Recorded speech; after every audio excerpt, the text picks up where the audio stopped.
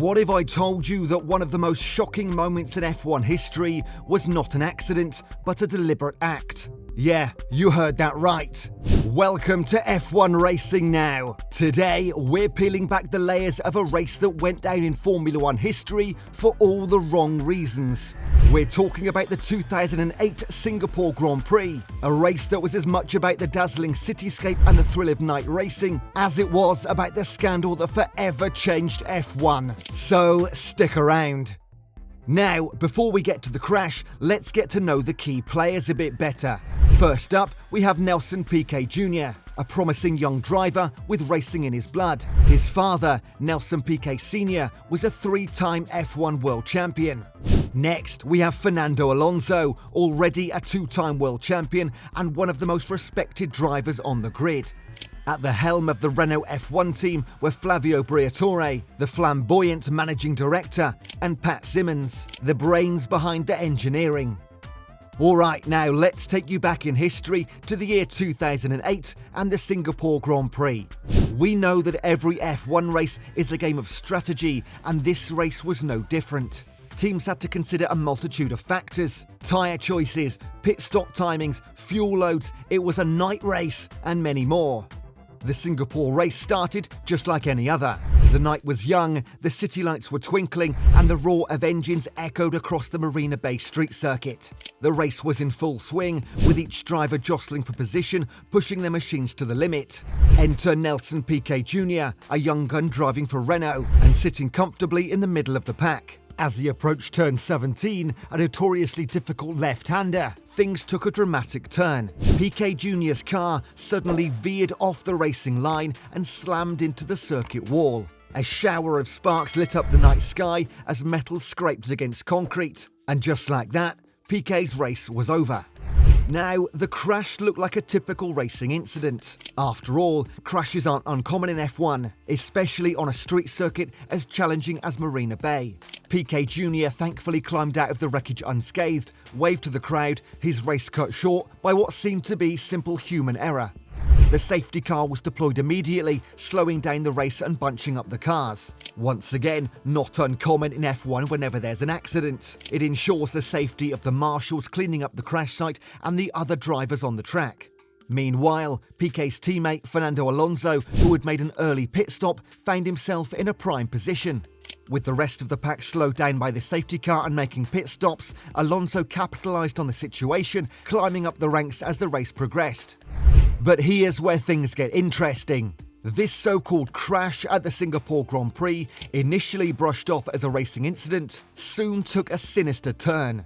It was revealed that Nelson Piquet Jr.'s crash wasn't a mistake after all. It was apparently a calculated move.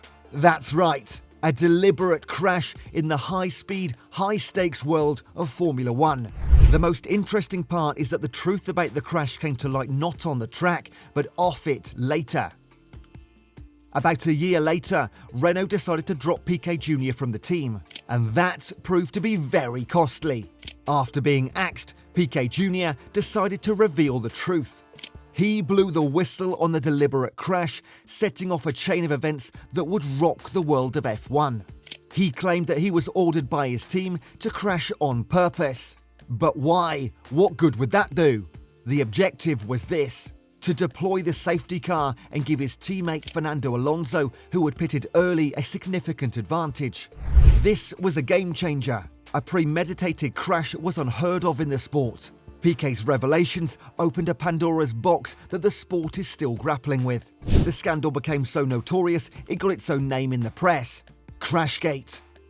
Now that we know about the crash and the scandal, it's time to navigate the aftermath of it all. The revelation sent shockwaves through the world of F1, and the fallout was just as dramatic. The FIA, Formula One's governing body, swung into action, launching an investigation into what was quickly becoming one of the biggest scandals in F1 history.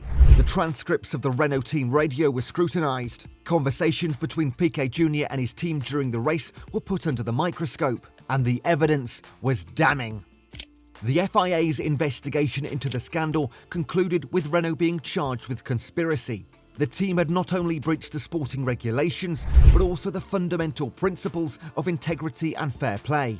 The verdict was a massive blow to Renault, a team that had enjoyed considerable success in the sport's history. But the individuals at the heart of the scandal faced the harshest consequences.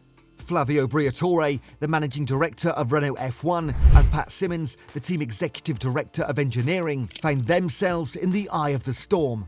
Both men left the team in the wake of the scandal.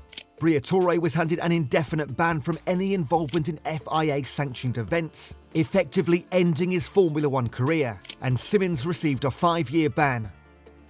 The bans were later overturned by a French court, but the damage to their reputations was done. As for Piquet Jr, the driver at the centre of the scandal, his F1 career never recovered. Despite being a victim of the circumstances, the incident cast a long shadow over his stint in F1. Now, did you know that this scandal also led to significant changes in the sport? The FIA tightened its regulations to ensure such an incident would never happen again. Teams were now under more scrutiny, and the rules regarding team orders were clarified. And let's not forget about the fans. The world of F1 was rocked. A sport that prided itself on skill, speed and strategy was now in the headlines for deceit and manipulation. The scandal sent ripples through the racing community. Fans, drivers and teams alike were left in disbelief. The sanctity of the sport was under question. Now, are you curious about where the key players are now? Well, let's catch up with them. Piquet Jr. After his F1 journey hit a roadblock, Piquet switched lanes to NASCAR, tried his hand at stock car racing, and even took a spin in the world of Formula E. Fernando Alonso, unfazed by the controversy, continued to burn rubber on the F1 track, further cementing his legacy and proving why he's considered one of the all-time greats. Flavio Briatore. Post-scandal, Briatore swapped the pit lane for the business world. But his love for F1 didn't fade away. He's still seen around the F1 paddock and even returned as an ambassador. Pat Symonds. Symonds served his time away from F1, but the sport was in his blood. He made a comeback with Virgin Racing as a technical consultant.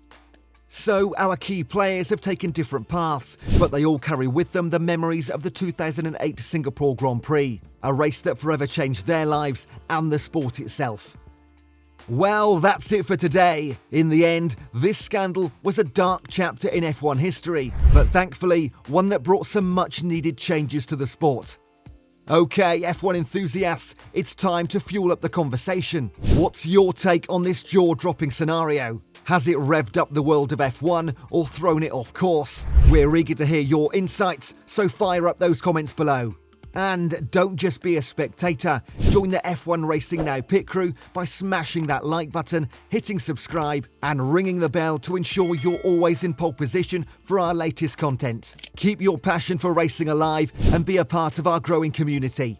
Thank you for watching and stay tuned for more thrilling updates.